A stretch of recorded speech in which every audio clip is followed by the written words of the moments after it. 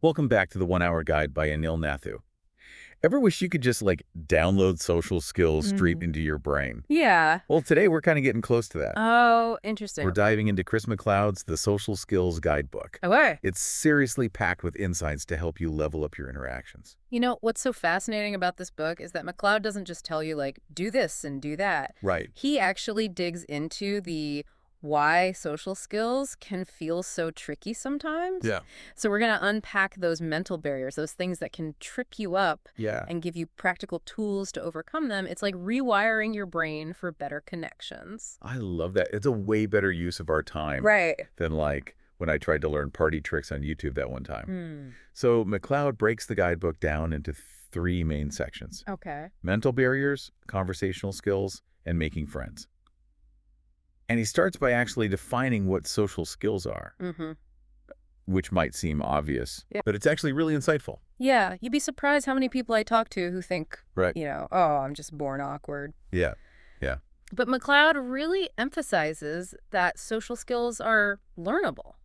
Okay. They're like any other skill Yeah. you can practice and get better over time. It's Yeah. not I love it. set in stone. It's reassuring, right? It is. So he defines social skills as basically the tools we use Okay. to communicate and interact, Yeah. both verbally and non-verbally, Right. one-on-one and in groups. Yeah. So it's not just about Hmm. being like the life of the party. Right. It's about just navigating everyday life Yeah, with more confidence and ease. absolutely. And he even has a table in the book Oh, interesting. comparing different types of communication. Okay. He points out how, for example, a speaker's hand gestures during a presentation Uh-huh. can totally change how the audience receives their message. You know what? That actually makes me think of that. Yeah. One time I gave a presentation, Uh-huh. and I had my arms crossed the whole time. Mm.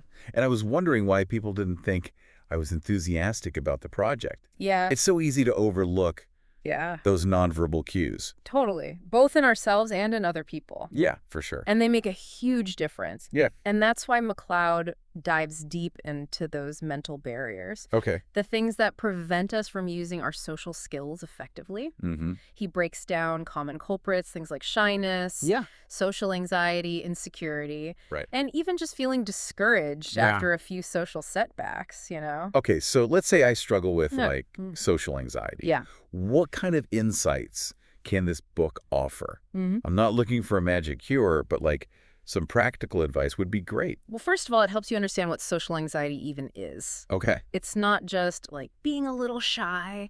It's this intense fear of judgment. Mm-hmm.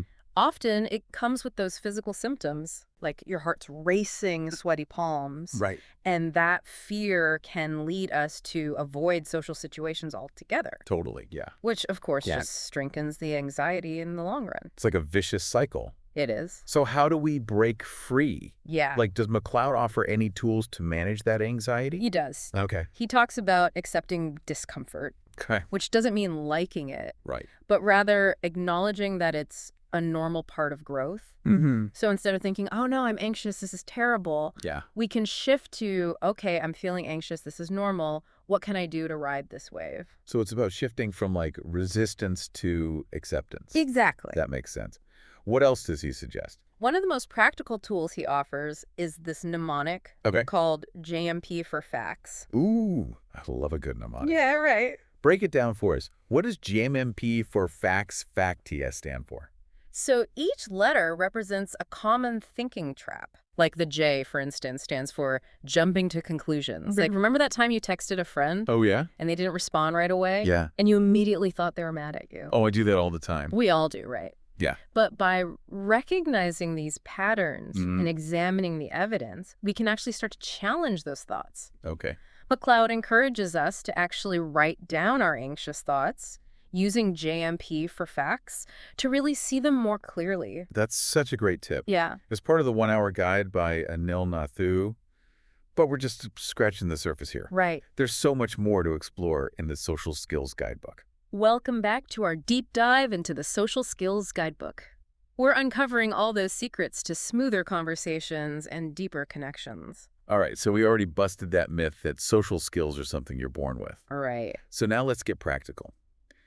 What are some tangible takeaways that our listeners can use to make their conversations less awkward and, more enjoyable. Well, one thing MacLeod really emphasizes Okay. is seeing conversation as like a collaborative dance, Oh. not a performance. Okay. It's about connecting with someone, not impressing them. Oh, that's such a relief. Yeah. I always feel like I have to be like on Yeah. in social situations, Yeah. like I'm auditioning for some imaginary role. Right. But if it's about connection, Yeah. that just takes the pressure off, It really does. for sure. And, one of the biggest fears people have Uh-huh. is that dreaded awkward silence. Oh, yeah. But MacLeod actually reframes those moments. Okay. He encourages us to see silence not as a failure, but as just a natural pause. It's like giving the conversation space to breathe Yeah. instead of frantically trying to fill every gap. Right, exactly. Right. And if the silence does start to feel a bit long, Uh-huh. he suggests having like a few go-to topics or questions in mind. Not like a memorized script, Right. but just some conversation kindling Okay. to get things flowing again. So, like, if I'm at a party, right, and I find myself standing next to someone I don't know, what are some good conversation starters? Yeah. I'm always so bad at small talk. MacLeod suggests using what he calls contextual openers. Okay. So comment on something that's relevant to the situation. Like Okay. at a party, Yeah. you could compliment someone's outfit. Right. Or ask how they know the host. It's about finding a natural entry point. Okay, that makes sense. It's less about, like, having the perfect line Yeah. and more about just being observant Right. and finding common ground. Exactly. What about those times when you're kind of past Yeah. the initial chit-chat, but you want to move from small talk to Mhm. something more meaningful? Well, this is where the magic of personal stories comes in. Ooh, okay. MacLeod encourages us to share a bit of ourselves, Yeah. not in a bragging way, but in a way that invites connection. Mm. It could be a funny anecdote, Okay. a travel story, something that gives the other person a glimpse into your world. I love that. Yeah. Because when someone shares a story with me, Yeah. I instantly feel closer to them. Mm-hmm. It's like they're letting me in, Yeah. trusting me with a piece of themselves. Yeah, and it encourages reciprocation. Right. They're more likely to share something back. Yeah. And suddenly you're having a real conversation, not just exchanging pleasantries. Yeah, that's awesome. Hmm? But it's not just about telling stories. Right. It's about asking good questions, too. Absolutely. Right. MacLeod really emphasizes that. Appro- Asking thoughtful questions, Yeah. questions that go beyond just the surface level. So instead of just asking, Yeah. like, how was your weekend? Right. I might ask, Yeah. what was the highlight of your weekend? Exactly. It's about inviting them to share something Mm. more specific and personal. Right. And when they do share, active listening is crucial. Oh, yeah, of course. Put your phone away, make eye contact, Mm-hmm. and really focus on what they're saying. Okay. Not just waiting for your turn to speak, but actually absorbing their words Right. and their nonverbal cues too. What are some tips for being a better active listener? Mm-hmm. I think I try to listen, Yeah. but I'm not always great at it. MacLeod suggests using affirmations, Okay. little nods. Mm-hmm. I see. Right. That's interesting. Yeah. Just small cues that show you're engaged. Okay. And when they're done speaking, Hmm. paraphrase what they said Okay. to make sure you understood correctly. Yeah. It shows that you're not just hearing them, Yeah. you're truly listening. So we've talked about starting conversations, keeping them flowing, Mm-hmm. moving from small talk to, like, deeper connection. Yeah. But what about those times when you need to wrap things up? Oh, I right. always feel so awkward Yeah. about ending conversations. Well, MacLeod's got you covered there too. Yeah. He suggests summarizing the conversation in a positive way. Okay. Like, it was so nice chatting with you. I loved hearing about your trip to Italy. Right. And then you can kind of signal your exit with a subtle cue, Okay. like checking your watch or mentioning that you need to grab another drink. It's about being polite but clear. Exactly. Right. And if you want to see the person again, be proactive instead of just that vague, let's hang out sometime. Yeah. Suggest a specific activity. Right. Like, hey, I'm going to that new exhibit at the museum next week. Would you be interested in joining me? That takes all the guesswork out of it. Yeah. I like that. All right. So we've covered one-on-one conversations. But what about group dynamics? Oh, yeah.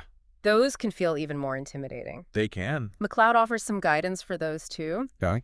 He says to start by observing Okay. who's leading the conversation, Mm-hmm. who seems a bit shy or excluded, Are there any side conversations happening? It's like reading the social landscape It before is. you jump Well, in. exactly. And then you can kind of adjust your approach. Right. If someone seems left out, try to bring them in by asking them a direct question.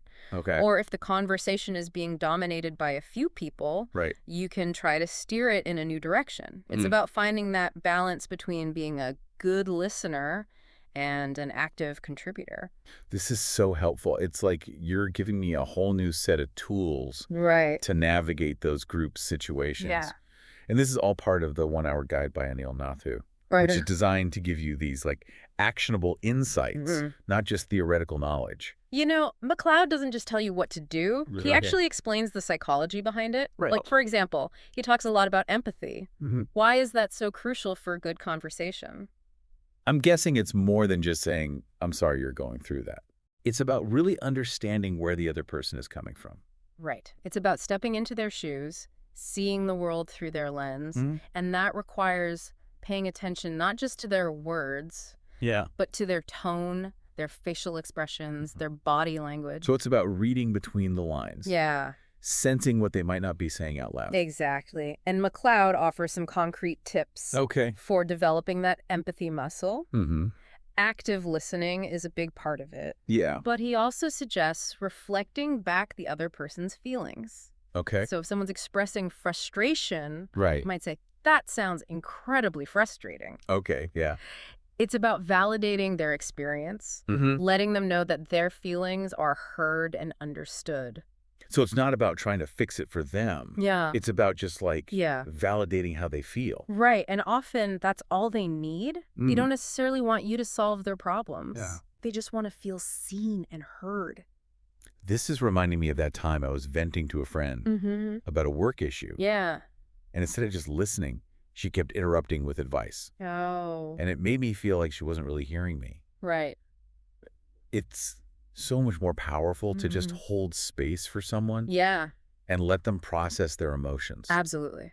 So yeah, Yeah. that's a perfect example of how empathy Yeah. or the lack of it Right. can really impact our connections. Yeah. And this is just one of the many gems Right. that MacLeod offers in the Social Skills Guidebook. Yeah, it's packed with insights that can really transform your interactions. We've covered so much ground already, We have. but there's still one more piece of the puzzle to explore: nonverbal communication. Right.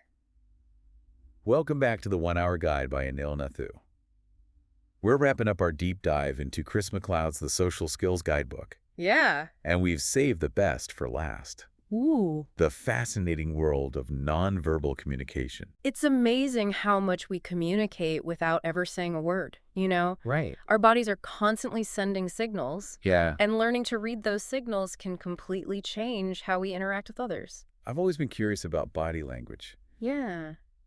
but it can feel like a secret code sometimes. Right? Like, what does it really mean when someone crosses their arms or avoids eye contact? Does it mean they're not interested, or are they just cold? Right.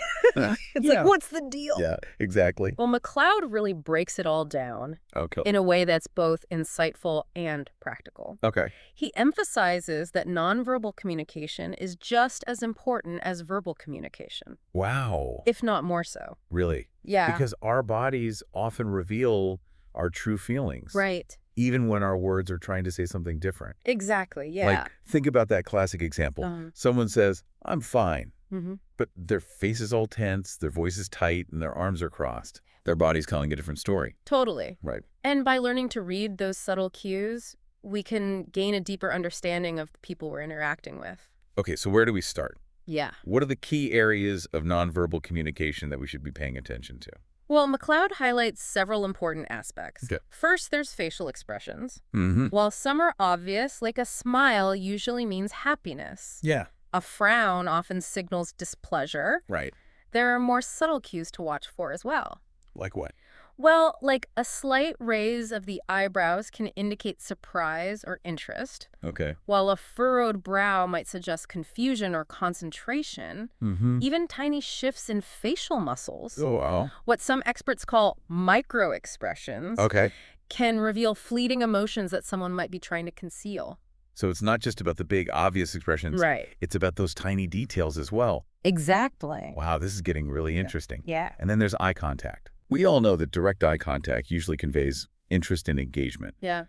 while avoiding eye contact can signal discomfort or disinterest. Right. But there's a sweet spot, right? There is, yeah. Too much eye contact can be creepy. No, absolutely. Like that time I accidentally locked eyes with a stranger on the train for an uncomfortably long time. Oh, yeah. It was like a staring contest gone wrong. We've all been there.